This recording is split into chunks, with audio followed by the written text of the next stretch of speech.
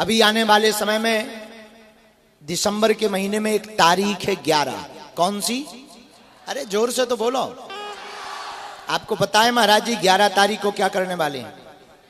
11 तारीख को 11 बजे एक साथ गीता पाठ 1 मिनट। 11 तारीख को 11 बजे एक साथ गीता पाठ 1 मिनट। पूज्य महाराज जी के द्वारा श्री गीता जी का लगातार अनवरत प्रचार प्रसार किया जा रहा, गीता जी की वाणी को जन जन तक पहुंचाया जा रहा। हम भारतीय सनातनी हिंदुओं से प्रार्थना करेंगे, अपने बच्चों को विधर्मियों के तर्क और कुतर्क से बचाना है। बेटा और बेटी का ब्रेन वॉश ना हो जाए, कन्वर्जन ना कर ले, कन्वर्टेड ना हो जाए, धर्मांतरण ना कर ले। उसके लिए एक ही सर्वोत्तम उपाय है, बेटा और बेटी की स्कूली बैग में गीता पाठ को डालो। तुम्हारा बच्चा कभी भी धर्मांतरण नहीं कर सकता। बेटियों को लव जिहाद के चक्कर से बचाने के लिए मात्र एक ग्रंथ है जिसका नाम गीता है, क्योंकि केवल गीता में भगवान कृष्ण ने कहा स्वधर्मे निधनम श्रेयः पर धर्मो भयावह।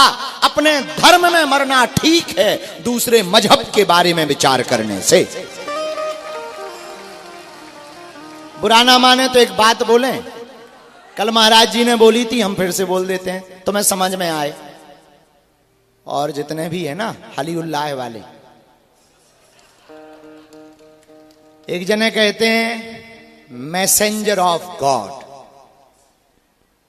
एक मजहब के लोग कहते हैं कि हमारा जो भगवान है वो कहता है कि हम परमात्मा के संदेश वाहक हैं। एक दूसरा मजहब है वो कहता है सन ऑफ गॉड।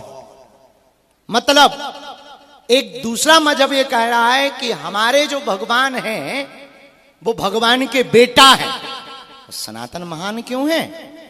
सनातन महान इसलिए है, केवल एक हमारे भगवान कृष्ण महाभारत के युद्ध में खड़े होकर कहते मैं ही भगवान हूं। एक कहते कि मैं भगवान का बेटा हूं, दूसरा कहते मैं भगवान का संदेश वाहक हूं। लेकिन हमारे भगवान श्री कृष्ण गीता में कहते हैं मैं ही भगवान हूं। मतलब कोई अपना बेटा है, कोई अपना जो है डाकिया है, अपने वाले ठाकुर जी ही बाप हैं। इसलिए लव जिहाद से बच्चों को, बेटियों को बचाने के लिए 11 दिसंबर 11 बजे एक साथ गीता पाठ 1 मिनट। पूज्य महाराज जी का ऐसा आदेश है। हम सब इस सबको, इस संक्रांति को आगे बढ़ाएंगे। कल भी हम सब ने गीता में हनुमान, हनुमान में गीता महाराज जी के वचनों को सुना। अद्भुत कमाल की चर्चा कल आई, और कमाल मतलब कबीर के कमाल की, और कथा भी कमाल की थी। और कल हमने आप लोगों को उल्लू बना दिया था कि हम आपको दरबार लगाएंगे, लेकिन रात को लगाया था। वचन के बहुत पक्के हैं, ये नहीं कहा था कितने बजे लगाएंगे।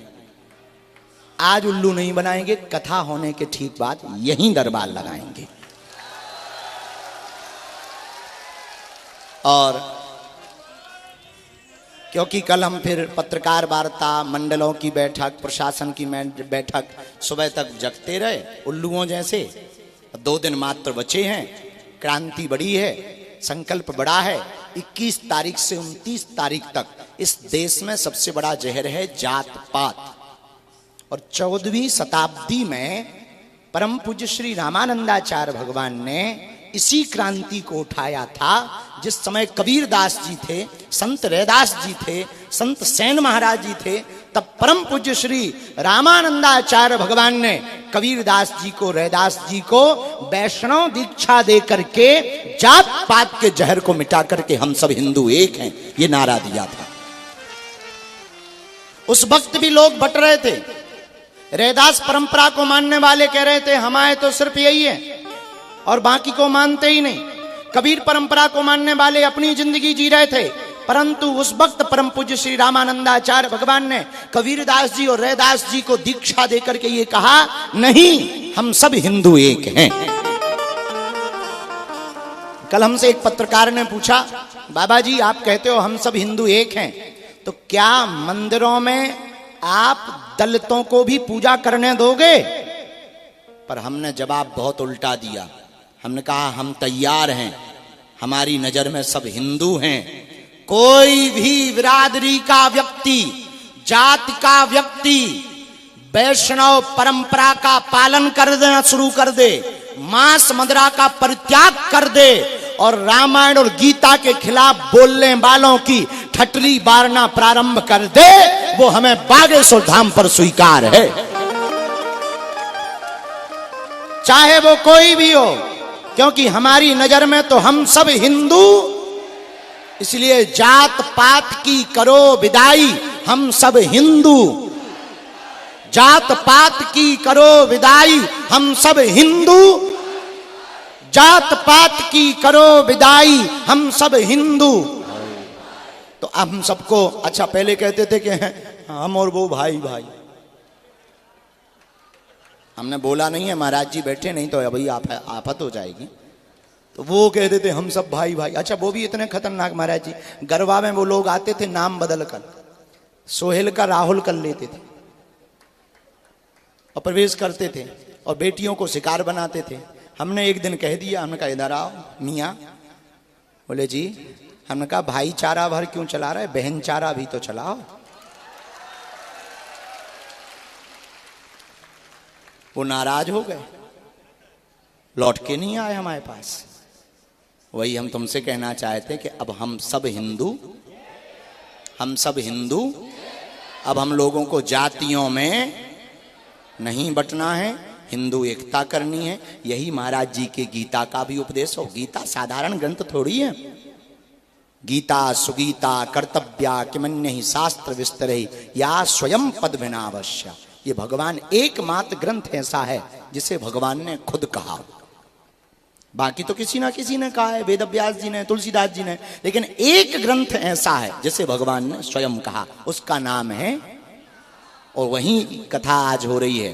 गीता में हनुमान, हनुमान में गीता। तो आज बहुत अद्भुत और पूज्य हमारा पूरा परिवार, श्री कृष्ण कृपा परिवार के हरियाणा से, ऑस्ट्रेलिया से पूरा परिवार आए हैं। हम आप सबका भी खूब स्वागत करते हैं। उमिया धाम का भी पूरा परिवार आया हुआ है गुजरात अहमदाबाद से, वहाँ भी आयोजन के लिए आए हैं। परम पूज्य श्री भूरी वाले महाराज जी, हमारे बड़े ही प्रिय श्री गुरु प्रसाद जी और पूरा परिकर। आप सबको अब बिना देरी किए हुए मुस्कुराओ, हंसो, ठहाका लगाओ और गीता को श्रवण करो, क्योंकि प्रसन्नता के साथ जो कथा को सुनते हैं ना, उनको ध्यान ज्यादा रहता कथा में। तो इसलिए बहुत मुस्कुराओ। महाराज जी कथा प्रारंभ करेंगे, बहुत देर हो गई है, इसलिए लेट नहीं करना है। हम सब महाराज जी की कथा, हंसोगे कैसे? एक बार एक, अच्छा हम तो बता ही रहे थे, तुमने करके बता दिया है। ऐसे ही हिंदू चाहिए। एक आदमी बोला हिंदू राष्ट्र कैसे बनाओगे? हाँ सुनो, अंतिम बात आज हम सुबह से सुना रहे। वो एक चूहा, बागेश्वर धाम का चूहा हरियाणा गया, वहां एक हाथी का बच्चा मिला। चूहे ने कहा, और मित्र कितने साल के हो गए? हाथी के बच्चे ने कहा, ज्यादा नहीं, 2-2.5 साल के ही हुए। अब हाथी का बच्चा 2-2.5 साल का भी हो तो छोटा थोड़ी होता है। तो हाथी के बच्चे ने कहा कि तुम बताओ कितनी उम्र हो गई तुम्हारी? तो दोनों हाथ पीछे करके चूहा बोला, वैसे हम भी इतने ही साल के हैं, पर क्या बताएं, बचपन से बीमार रहे, इसीलिए हाइट नहीं बढ़ पाई है। अंगूर के बारे में सुना तुमने? अंगूर कौन कौन खाता है? हाथ नीचे कर लो। जो अंगूर गुच्छा में रहता है वो महंगा बिकता है, जो टूट जाता है वो सस्ता बिकता है। हिंदू गुच्छे में रहेगा महंगा रहेगा, टूट जाएगा सस्ता बिकेगा, यही ध्यान रखना है। जय सिया राम। संत बड़े परमार्थी भेष धरे अवधूत, कृष्ण नाम को गोला फेंके भाग जाएं सब भूत। बोलो रामचंद्र भगवान की।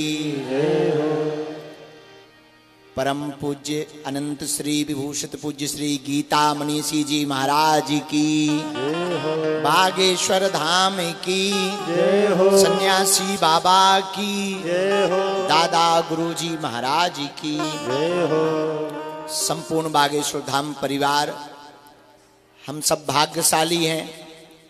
एक तरफ श्री बागेश्वर बालाजी के दर्शन हो रहे, परमहंस तपोनिष्ठ महात्मा परम पूज्य श्री सन्यासी बाबा के दर्शन हो रहे, दूसरी तरफ हम सब एक ऐसी विभूति के मुखारविंद से गीता में हनुमान और हनुमान में गीता, इस पर प्रवचन श्रवण कर रहे हैं, जो वर्तमान में पूरा भारत नहीं पूरा विश्व महाभारत जैसे समर में फंसा है, द्वंद्व में है, विवाद में है। इस विवाद से पूरी दुनिया को निकालने के लिए भगवान श्री कृष्ण के मुखारविंद से जो वचन निकले हैं गीता, वही एक ऐसा उपाय है जो महाभारत के इस द्वंद्व से हम सबको बाहर निकाल सकता है। ऐसे परम पूज्य श्री गीता मनीषी जी महाराज जी, जिन्होंने अपने संकल्पों में कहा, जियो गीता, पढ़ो गीता, बढ़ो भारत। गीता में जियो, गीता में जीने का मतलब महाराज जी की जो वाणी है उसका सीधा सा सिद्धांत है, प्रैक्टिकल लाइफ जियो।